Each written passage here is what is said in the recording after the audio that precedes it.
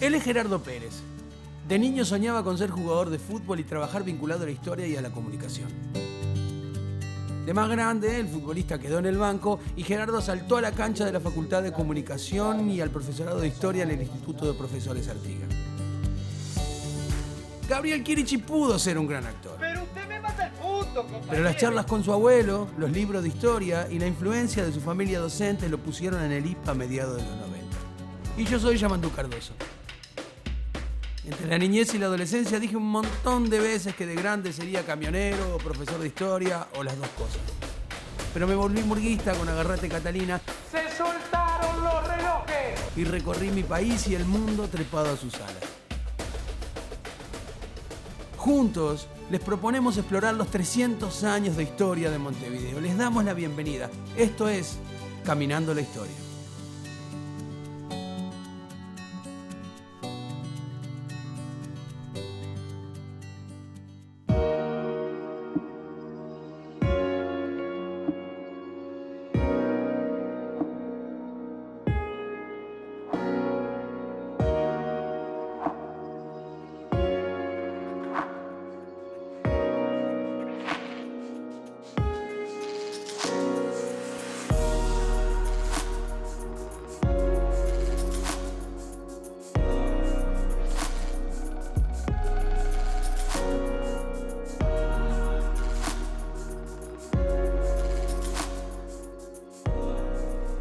El Uruguay recién nacido de 1830 comenzaba a decidir sobre su flamante vida. Tiraba abajo las murallas de Montevideo por sentirlas un símbolo de lo colonial y transformaba a esta región en centro de gobierno para todo el territorio. La Ciudad Vieja empezaba a quedar chica y entonces fuimos creciendo en medio de las primeras presidencias que encontraban a Rivera y Oribe coincidiendo pero también rivalizando. Los intereses imperiales de Inglaterra y Francia agitaban conflictos que en la región, vinculados a la Guerra Grande, daban origen a dos bandos, blanco y colorado, dos gobiernos paralelos, un sitio grande de 8 años y una capital federal en el Cerrito, eran parte de aquella Montevideo en expansión, pero también en guerra, con nuevos barrios y con muchas ideas en disputa que encontrarían un 8 de octubre la unidad necesaria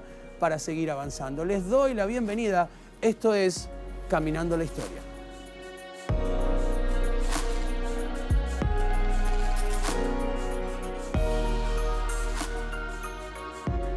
Les pido que piensen en esta fecha. 25 de agosto de 1829. Es el día en el cual surge el decreto de la Asamblea Legislativa Constituyente en el cual se establece el derrumbe de la muralla. A partir de ese momento se determina que la muralla debe derribarse y debía de comenzar una nueva etapa para la nación. Y este Uruguay que van a hacer, que está haciendo su propia constitución y que decide no ser más la ciudad colonial, que de alguna manera nos permite pensar, bueno, a partir de ahí surge la idea como de que hay una ciudad vieja y empieza a haber una ciudad nueva.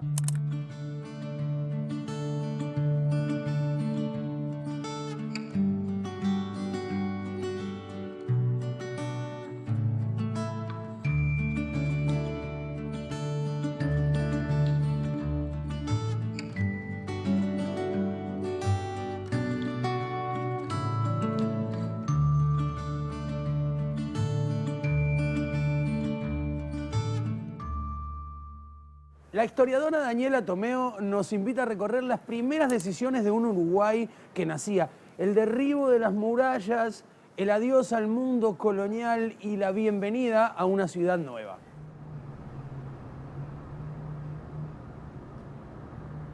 Que en 1829, cuando están discutiendo la Constitución, ¿no? Porque acordémonos del proceso uruguayo, ¿no? En 1828 se resuelve que esto va a ser un Estado independiente, 1829 se reúnen a discutir la Constitución, si va a haber un parlamento, dos parlamentos, si va a haber presidente, bueno, todo eso que tiene que establecer la Constitución, y paralelamente resuelven que van a tirar abajo las murallas, ¿no? Es decir, que hay una preocupación, inclusive antes de existir el Uruguay, de tener un marco constitucional, ya está pensando en avanzar sobre el territorio y están pensando esos constituyentes, ¿no? Y José María Reyes, que fue el que definitivamente hace la reforma, en tirar abajo la muralla, porque la muralla no solamente impide el crecimiento de la ciudad, sino que también, bueno, desde el punto de vista simbólico, representa la época colonial. Ahora, tiran abajo la muralla, no tiran abajo la ciudadela, ¿no? La ciudadela se transforma en mercado, ¿no? Un destino bien distinto del que tenía, ¿no? Defender a los montevideanos, bueno, ahora es venderles productos, ¿no? Ahí estuvo Piria, por ejemplo, vendiendo cosas. Entonces tiran abajo la muralla y queda la ciudadela hasta el 1870 y pico, ¿no? Porque recién es con la torre que se tira abajo la ciudadela y se agranda, podríamos decir, la Plaza Independencia, ¿no? Entonces la ciudadela, la puerta de la ciudadela, que se comunicaba con la ciudadela, en el otro extremo de la ciudadela estaba la capilla. Entonces tiran abajo, abren esa pared, ¿no?, de la capilla y se comunica la ciudad vieja con la ciudad nueva y se hace el trazado de la ciudad nueva hasta el Ejido, manteniendo el damero, no a medios rumbos, pero mantienen, digamos, el damero.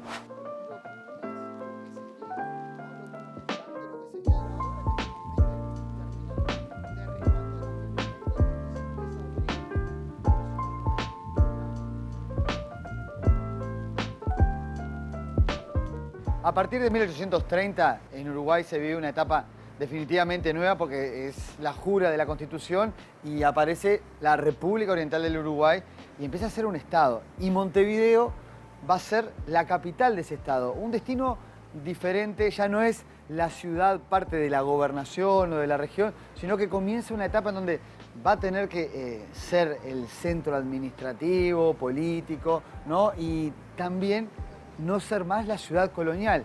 De alguna forma me hace pensar en aquel Montevideo que también estaba en movimiento y estaba buscando su lugar, un lugar en donde buscaba ser la sede política de esto que estaban haciendo, pero con personas y con miradas opuestas, porque por ejemplo Artigas no quiso que esto fuera el centro político de ese proyecto político y al poco tiempo el primer presidente del Uruguay se va a Durazno. Rivera, que fue el primer presidente, muchos historiadores dicen fue un presidente a caballo porque estaba, en realidad, su centro de acción era Durazno, en Montevideo quedaron los ministros, los 5 hermanos, ¿no? Todos vinculados con la familia Oves, pero la administración del país tenía que correr más por el campo que no solo por la ciudad. La población del país era mucho más rural que urbana. Los censos nos hablan de que en Montevideo a lo sumo, entre la ciudad y, bueno, cuando se derribe la muralla del entorno urbano, urbano, como dice, habría unas 30.000 personas.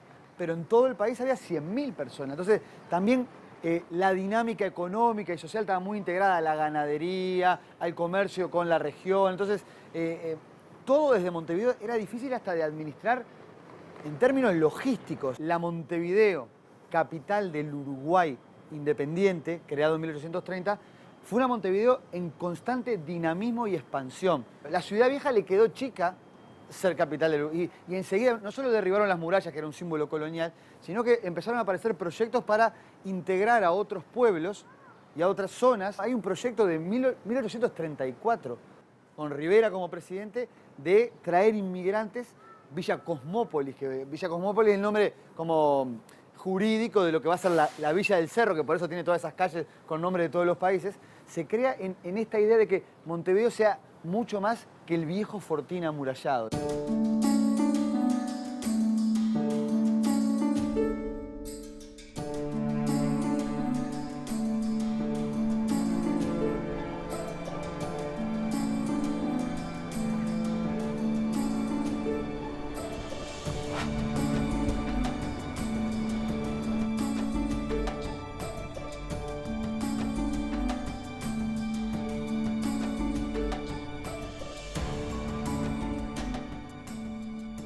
En septiembre de 1834 se va a fundar Villa Cosmópolis. Migrantes, población esclava, criollos, van a ser componentes importantes de estos primeros pasos de esta barriada. El país era gobernado por Fructuoso Rivera, que vio con buenos ojos el proyecto presentado por Damián Montero, que establecía la posibilidad de crear un centro agropecuario para el desarrollo económico de la zona. De esta forma, lentamente van a ir llegando migrantes de diferentes partes del mundo a trabajar en este y en otros proyectos, muchos saladeros en la zona, y es que estamos en un lugar que estaba lejos de lo que era el Montevideo urbano y cerca del arroyo pantanoso. Por este gran caudal de migrantes es que en el año 1867 se le van a dar los primeros nombres a las calles del cerro. Obviamente aquellos nombres van a estar en homenaje a aquellas naciones de las cuales vinieron estos trabajadores. Además, el componente afro en esta zona era muy importante. No hay que perder de vista la cercanía con el caserío de los negros. A tal punto se utilizó mano de obra esclava que un periódico de Buenos Aires ironizó con aquella situación y dijo que había que ponerle a esta zona Angola antes que Villa Cosmópolis. Ya en el siglo XX se denomina a esta plaza en la cual nos encontramos como Plaza del Inmigrante y se crea este monumento en homenaje a aquellos que vinieron a buscar un mejor futuro, con su mirada puesta como primer punto de contacto en el puerto de Montevideo.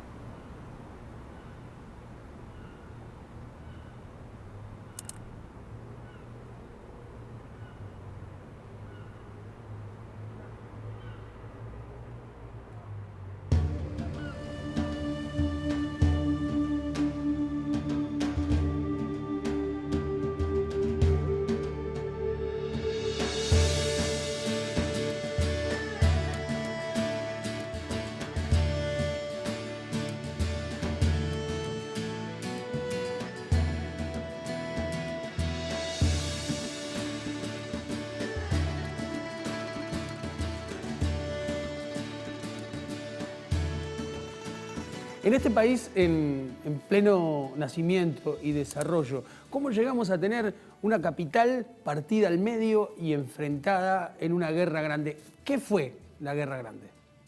Bueno, es un periodo súper interesante y conflictivo en donde se mezclan, por un lado, lo que venía de la revolución y el fin de la colonia, con el surgimiento de los primeros partidos, también con un, digamos, conflicto internacional, porque se van a meter Inglaterra y Francia, y además un conflicto regional, porque en Argentina estaban los federales y los unitarios, y esto parece como un gran entrevero, pero en nuestro país afecta directamente porque estaba gobernando Oribe. Oribe tenía buen vínculo con los federales, en Argentina estaba Rosas, y Francia quería, de alguna manera, bloquear el puerto de Buenos Aires usando el puerto de Montevideo.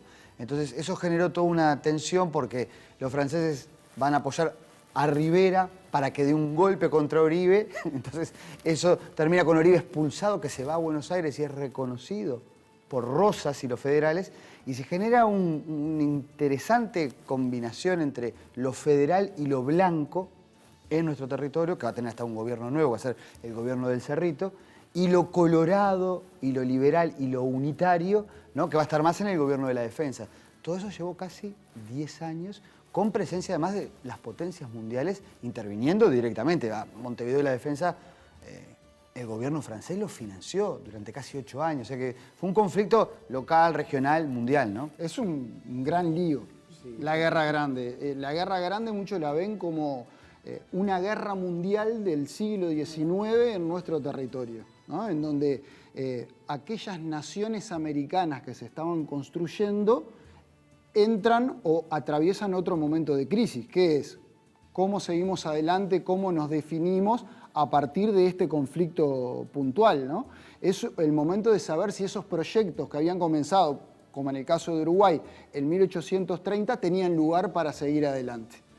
¿Y cómo y cuándo todo ese sistema de tensiones, conflictos e intereses se instalan en nuestro territorio? Bueno, la Guerra Grande tiene la particularidad de que tiene etapas, ¿no? Hay una etapa de la guerra que transcurre en Argentina, lo que hoy es Argentina, y hay otra etapa de la guerra que transcurre en territorio oriental.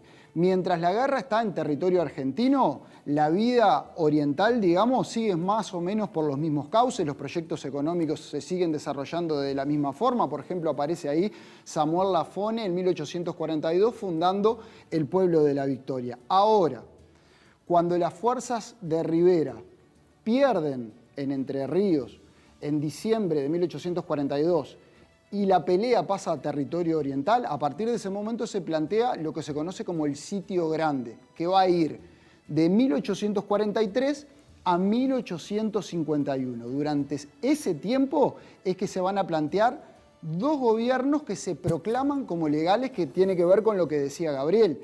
Este Montevideo urbano colorado, cosmopolita, y el Montevideo más rural vinculado a lo Blanco de Oribe. Sí, es una etapa muy interesante que además tiene como agregado que después se va a meter Brasil también. Brasil, que era un imperio, ¿no?, en formación, pero Por que... si faltaban jugadores. Claro, es muy interesante porque Brasil va a terminar apoyando al gobierno de la Defensa Colorado en contra del gobierno de Oribe y del Cerrito. Y además se van a dar procesos, porque es muy largo el periodo, ¿no? Son más de 10 años, en donde, por ejemplo, en Montevideo, los doctores liberales y colorados van a empezar a cuestionar el liderazgo de Rivera. Incluso Rivera va a ser desterrado porque lo consideraban muy caudillo rural, lo destierran a Brasil y hay un vínculo muy fuerte entre lo colorado, liberal y doctoral y Europa, y una cosa más rural, blanca, americanista en el Cerrito y el gobierno de Oribe.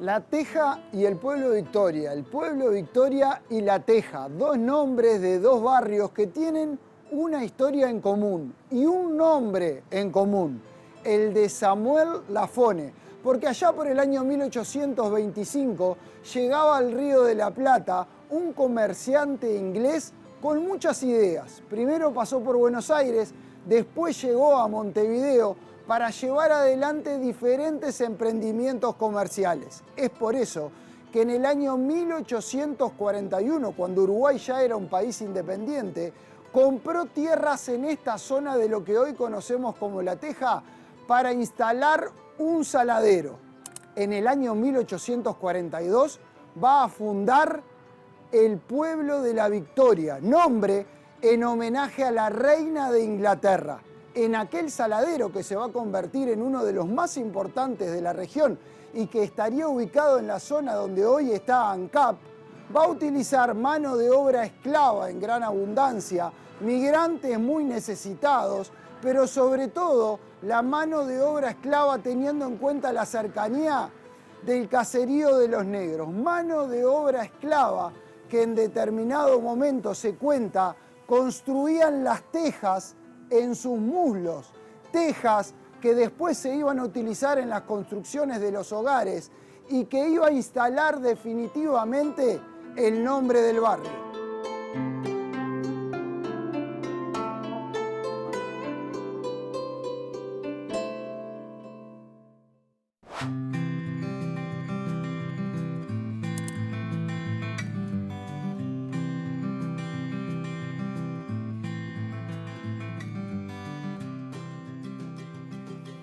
El Cerrito de la Victoria, durante casi 10 años, fue la capital quizá más importante del periodo que conocemos como la Guerra Grande. Más importante porque abarcaba a casi todo el territorio nacional e integraba nuevos pueblos y barrios que hoy en día forman parte de la ciudad de Montevideo. Desde este lugar, desde el Cerrito, el mirador del Cerrito, el gobierno de Manuel Oribe, que se había establecido a partir de 1843, tenía un dispositivo con una escalinata muy importante y que a través de catalejos podían divisar todos los movimientos del gobierno de la defensa. También desde el mirador del Cerrito se podía ver por la calle llamada en aquel entonces del Comercio la llegada y salida de productos que en el puerto del Buceo, conocida hoy como aduana de Oribe, ingresaban para articular con este gobierno de origen blanco, pero también de origen constitucional, porque Oribe había sido el gobernante legal destituido a través de un golpe de Estado militar llevado adelante por Rivera. Oribe terminó triunfando luego de la batalla de Arroyo Grande y se instaló acá con un componente social muy importante que fue dándole a su gobierno ese carácter vinculado a la periferia de la ciudad vieja, a lo agrario, a lo blanco con el campo, y entonces el Cerrito se convirtió en el epicentro militar de la capital más importante que había dentro de la capital, que era Montevideo, porque Montevideo estaba dividida en dos y al mismo tiempo los de la defensa, colorados y más bien liberales europeizados, desconocían las medidas del gobierno del Cerrito.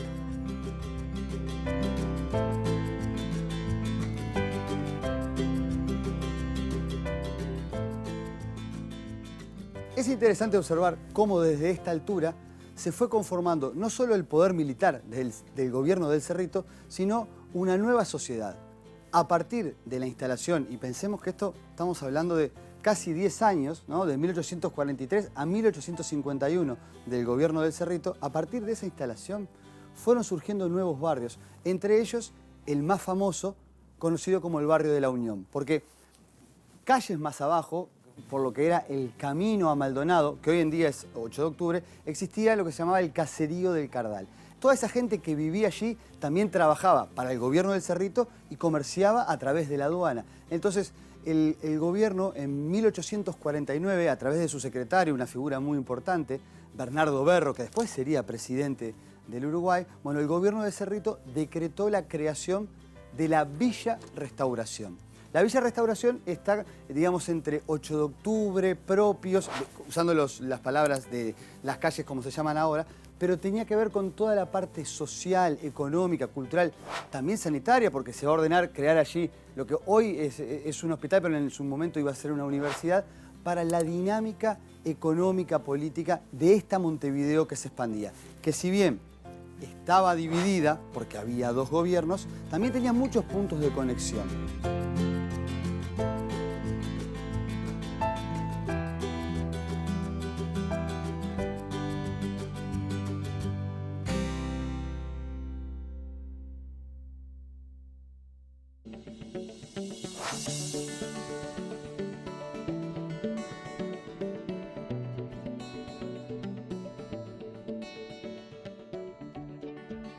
¿Por qué conocemos a este lugar en el que estamos como la aduana de Oribe?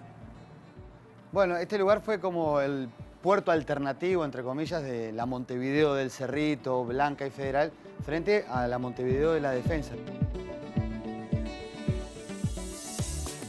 Lo que pasa es que los colorados de la Defensa estaban vinculados a los unitarios que se oponían al gobierno federal de Rosas y también a la Legión Francesa. Francia financiaba al gobierno de la Defensa de Montevideo y controlaba varios puertos, también controlaba Colonia, controlaba Maldonado. Entonces, el gobierno del Cerrito de Oribe, en el Buceo, encontró un lugar en donde vincularse al Río de la Plata. Se tuvo que inventar un puerto. Exactamente, y este puerto, a través de lo que es la calle, la vieja calle Comercio, tiene su nombre de ahí, pasaba por Villa Restauración, que era la zona más popular y poblada, y llegaba hasta el Cerrito de la Victoria, donde estaba el cuartel general. Entonces, desde acá, Federales, la Montevideo integrada a la región, se conectaba con el mundo. Y en esa Montevideo, partida en dos, entre las fuerzas sitiadoras y la defensa, ¿qué actores entraron en juego? Particularmente en lo que refiere a la Montevideo de la defensa, era una Montevideo muy cosmopolita, ¿no? Con una presencia de franceses muy importante. La Legión Francesa al comienzo de la vida independiente del país era la más importante. Detrás de ella llegaban los italianos. ¿Cuánta gente hablamos, por ejemplo? Bueno, aproximadamente había unos 6.000, 7.000 franceses y 5.000 italianos. Lo otro importante, aparece Garibaldi al frente de la Legión Italiana, una Legión Italiana que la miraban medio que de reojo porque no había tenido muy buenas actuaciones en estos primeros enfrentamientos y que a partir de la personalidad de Garibaldi y de algunos enfrentamientos que gana, va a ganar en prestigio en esa Montevideo cosmopolita, ¿no?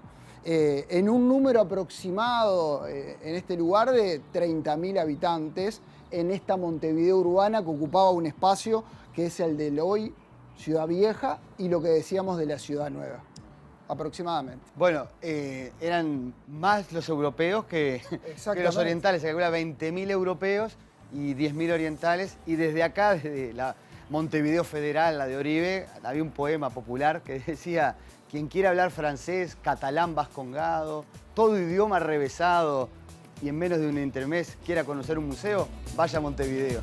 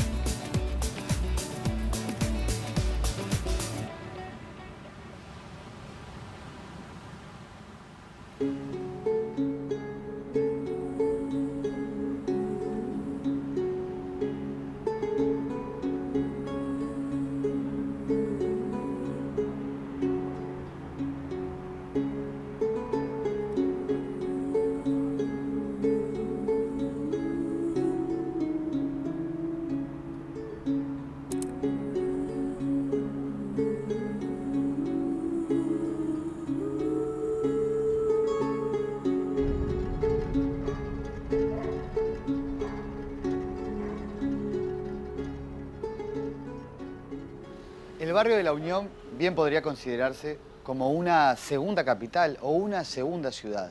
Su origen es muy interesante y tiene que ver con esos tiempos de la Guerra Grande. En principio se llamó Villa de la Restauración. Es más, en 1849, el ministro de Manuel Oribe, Bernardo Berro, quien después sería presidente, hizo un decreto que vale la pena recordar. Vivan los defensores de las leyes, mueran los salvajes unitarios, Ministerio de Gobierno, Cuartel General del Cerrito de la Victoria, artículo primero. Queda erigida en pueblo con el nombre de La Restauración la nueva población formada en El Cardal.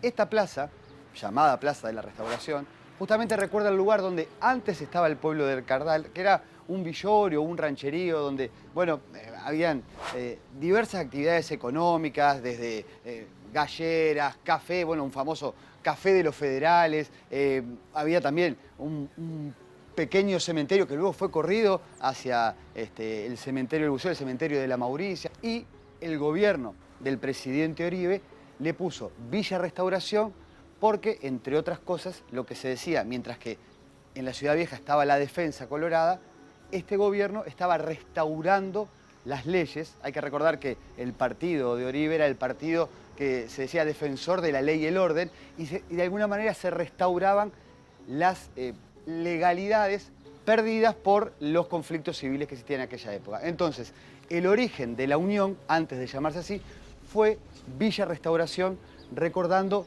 el periodo en donde gobernaba de este lado de la ciudad, en este llamado también Montevideo Chico, antes, bueno, un lugar con mucha población, más de 6.000 habitantes, una diversidad económica muy grande, y que luego, tras la firma de la paz de la Guerra Grande, pasaría a llamarse Villa de la Unión.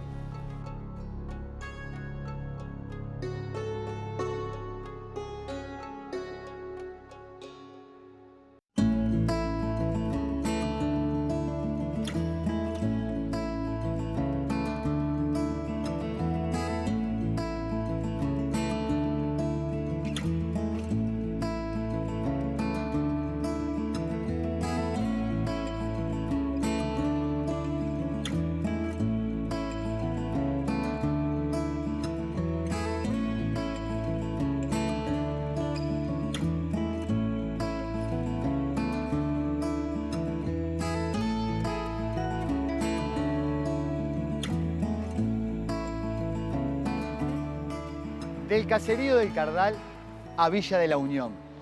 Es muy interesante pensar que acá atrás tenemos ubicado uno de los que fue quizá uno de los edificios con más transformaciones en su historia, porque nació en época del gobierno del Cerrito como futuro colegio para la educación de los universitarios, porque es interesante pensar, ojo que el gobierno del Cerrito no fue solamente una cuestión militar, era una ciudad creciente con desarrollo arquitectónico, comercial, urbanístico, de entretenimiento y tenía un posible destino universitario esta zona, pero tras la firma de la paz y el acuerdo entre blancos y colorados en el año 51, esta pasó a ser la Villa de la Unión y en el gobierno de Berro, ya en una época de fusión de gobiernos en donde, por ejemplo, Berro había sido ministro de Oribe de esta zona y de tradición blanca, era presidente pero tenía ministros colorados, bueno, por eso se fusionaban.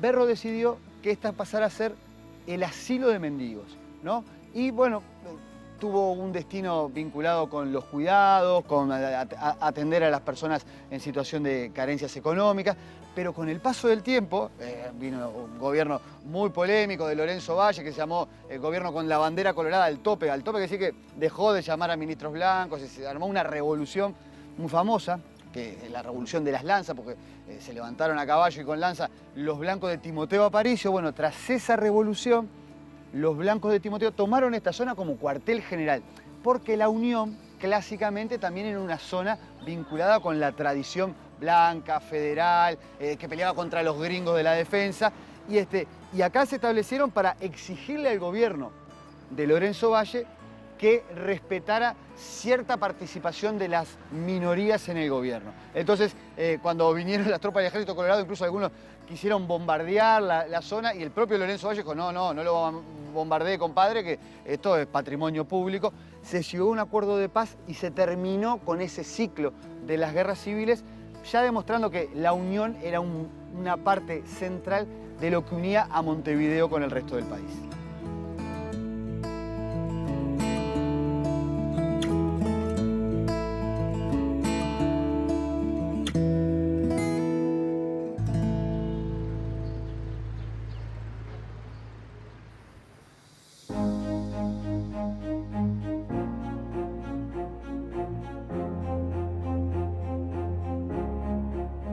¿Sabían que en Montevideo fuimos Troya por un ratito? Sí, Troya, y que tuvimos versiones, yo no sé si de Brad Pitt, pero nuestras versiones de Aquiles y del asediado pueblo troyano, así es. Porque durante la Guerra Grande, la defensa de Montevideo estaba financiada por Francia. Los capos de la defensa en un momento necesitaron platita y entonces le pidieron una mano a sus amigos franceses, a ses amis de la France, para que consiguieran que Alejandro Dumas, el famosísimo escritor que la estaba rompiendo toda con los Tres Mosqueteros, escribiera, tras esa ayuda diplomática, un libro con la historia del Uruguay, un poquitito toqueteada, un poquitito modificada, para que pareciera que Artigas era un salvaje malvado que se quería comer al pueblo troyano, defensor de la civilización. Alejandro Dumas, el problema era que no conocía el Uruguay y, por supuesto, no tenía ni idea de lo que era nuestra historia, pero eso no fue inconveniente, porque como de acá le mandaron la data con lo que tenía que escribir, Alejandro parece que ni lerdo ni perezoso agarró esa información, se la pasó a su agencia de publicidad y ellos escribieron el libro. Eso parece. No es seguro. Lo que sí es seguro es que el CRA del Ale firmó la obra y se encargó, ahí sí, personalmente, de cobrar hasta el último peso que costó la pieza. Pieza que armó todo este revuelo y que no es más que este librito que es chiquito, que está acá, que se llama La Nueva Troya y que yo al menos les confieso todavía no leí y que no creo que pueda leer porque me parece que no me lo van a dejar sacar de acá de esta vitrina. La historia del Uruguay de bolsillo, o bolsillito te diría, porque che, qué chico todo, vale. Lindo, pero chiquito. Che, ¿alguien tiene una lupa? Nada que ver.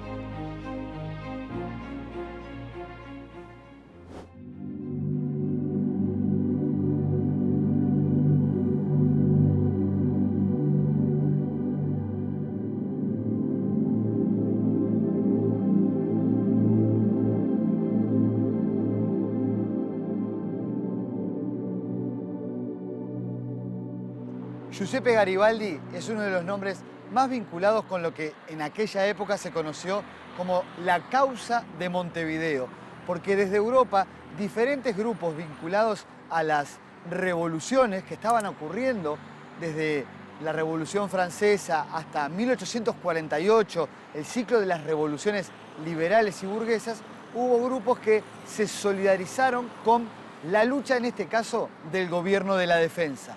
Para muchos, aquella situación de defender las libertades frente a sistemas considerados caudillistas, anárquicos, tiránicos, clásicos, religiosos, como los que podían representar Oribe o Rosas en Buenos Aires, significó venir para acá y colaborar en la lucha militar con el que en el momento era Joaquín Suárez, jefe de la defensa.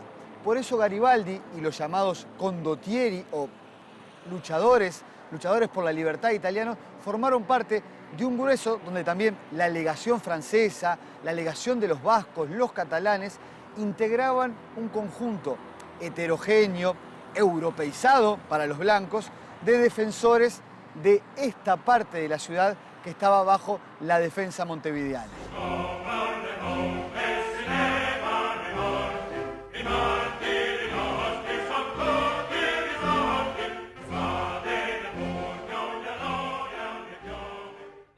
Fue una personalidad muy singular, austera, alejada de todo tipo de interés oportunista por su lucha militar, quizá en un bando que también cometió actos de violencia, como en toda guerra, pero que terminó siendo muy recordado, sobre todo, no tanto para la colectividad italiana, sino para la comunidad colorada, que tenía entre sus himnos la Marsellesa y el himno a Garibaldi.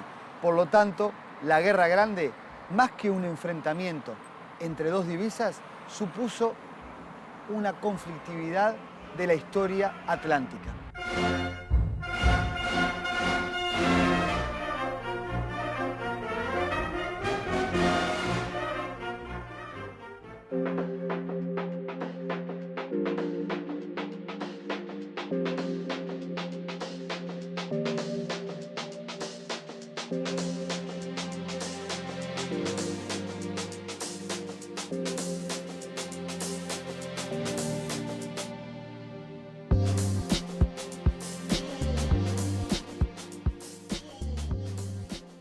Y de esta guerra de 15 años, casi una década transcurre en nuestro territorio, ¿verdad?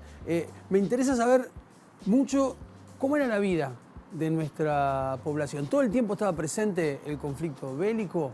Bueno, la vida de la población transcurrió en un periodo tan prolongado con diferencias, porque cuando había combates, bueno, en los sitios se dificultaba el contacto entre la campaña y la vieja y nueva ciudad que estaban del otro lado de las trincheras.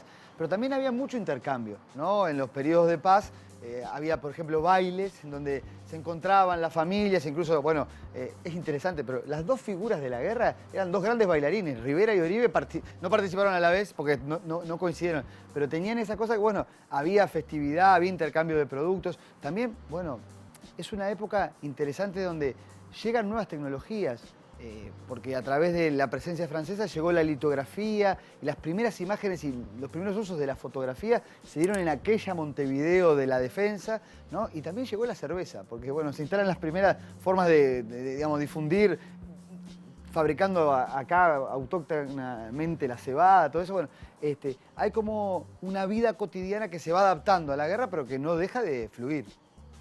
¿Y en qué cambió la Guerra Grande la vida de esta población? Bueno, hay un lugar al cual siempre recurrimos porque en el año 1842 y en el año 1846 aparecen dos leyes en cada uno de los gobiernos para abolir la esclavitud. En diciembre del 42 por parte del gobierno de la defensa y en octubre del 46 del gobierno del Cerrito. Son leyes de abolición de la esclavitud que tienen que ver con un objetivo militar, que es necesitamos brazos para enfrentar una necesidad de la propia guerra. Esta guerra, ¿no? Porque la abolición de la esclavitud no se consuma en ese preciso instante, sino que es un proceso que viene de mucho tiempo atrás, en discusiones, en algunas leyes que ya venían desde 1813, pero en este momento hay una necesidad concreta. Y por eso se recurre a esta herramienta de tomar a parte de la población esclava para utilizarla en ese enfrentamiento. Pero lo concreto es que las leyes de abolición de la esclavitud en el 42 y en el 46 aparecen justo en este momento. ¿Y cómo se resuelve finalmente este conflicto de la Guerra Grande? Bueno, hay una fecha también a la cual siempre retornamos y que aparece en parte del nomenclátor de nuestra ciudad, y es el 8 de octubre de 1851. La calle 8 de octubre está recordando aquel acuerdo en el cual expresaban que no iba a haber ni vencidos ni vencedores. Ese era un poco el espíritu o intentaba ser el espíritu, cuando en realidad sabemos que sí hubo vencidos y sí hubo vencedores, pero el espíritu era intentar unir lo que la guerra había dividido. Sí, el desenlace podría decirse que casi que como convidado de piedra, el imperio del Brasil, tras la partida de Inglaterra y de Francia, sustituyó el apoyo francés al gobierno de la defensa.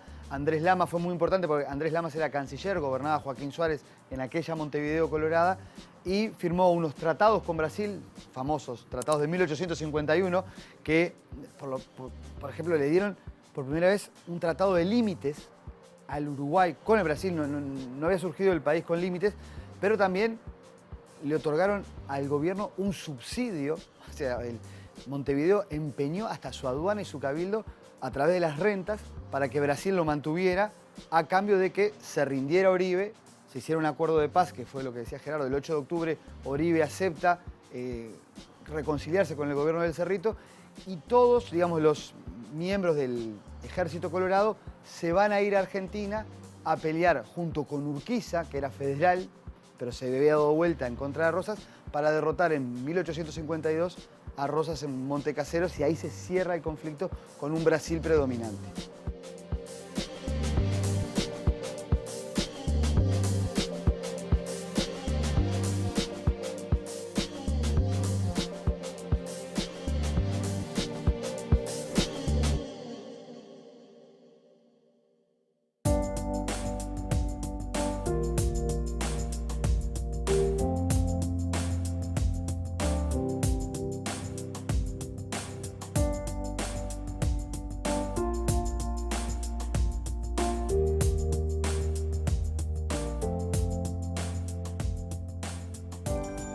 Uno de los personajes más interesantes y polémicos de los primeros años de vida de nuestro país es Andrés Lamas, que en el contexto de la Guerra Grande estableció un nuevo plan de nomenclatura para los nombres de la ciudad. Era el jefe político y policial de aquella Montevideo de la Defensa que se enfrentaba a la Montevideo del Cerrito. Aparecen 64 nombres de calles que recorren parte de la historia de la conquista de América, de la fundación de Montevideo y del nacimiento de nuestra nación.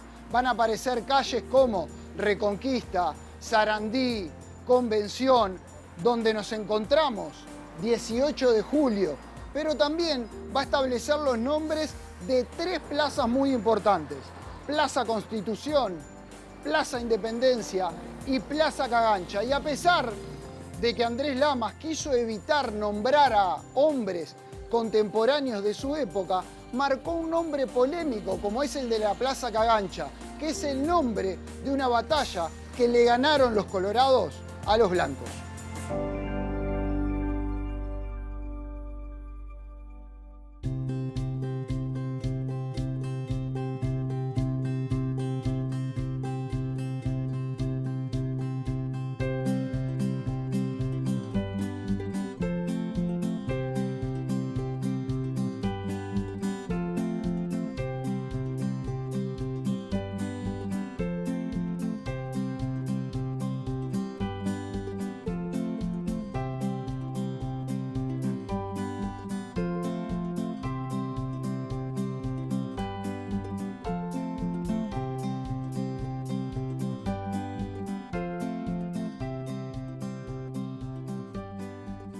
Es lindo cerrar caminando acá en el dique de Maguá, ¿no? Me parece que tiene mucho que ver lugar en donde de alguna manera se fue consolidando el cierre de la Guerra Grande, porque Magua contribuyó a financiar a la defensa y el subsidio con Brasil lo bancó él y se volvió una figura muy interesante hasta en el tema del desarrollo comercial, bancario, y además acá empezó a funcionar afuera de la ciudad vieja, que empezó a ser vieja justamente en este capítulo, la Compañía del Gas, que empezó a iluminar la ciudad. O sea, había como otra Montevideo, que ya eran más, ¿no? Se incorporaba todo lo que había sido la expansión, dejaron de estar peleadas las capitales y empezaba a tener un desarrollo que, bueno, yo creo que nos habla de una época de cambio. No sé cómo vieron este caminando.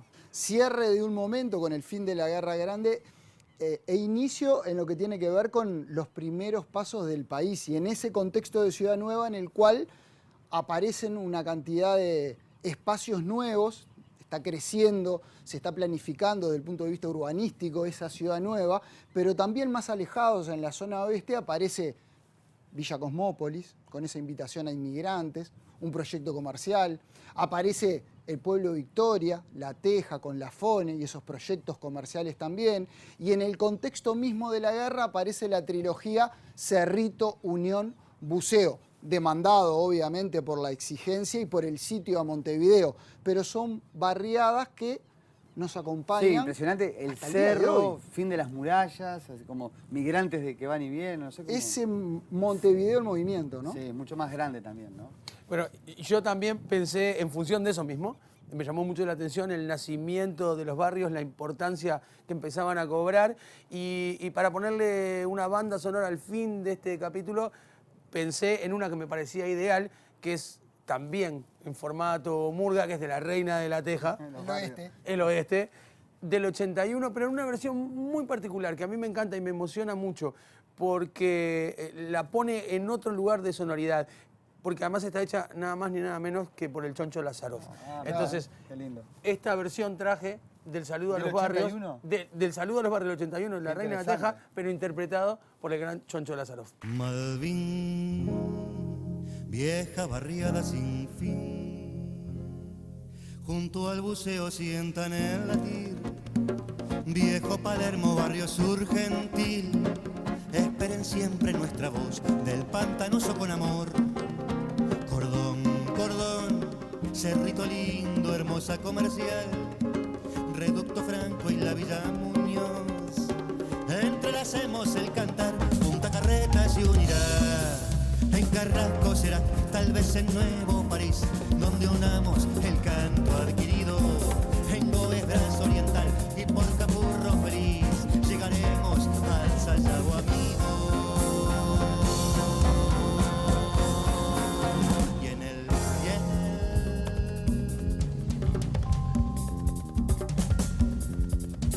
Paso Molino hemos de recordar su verde prado que la vio pasar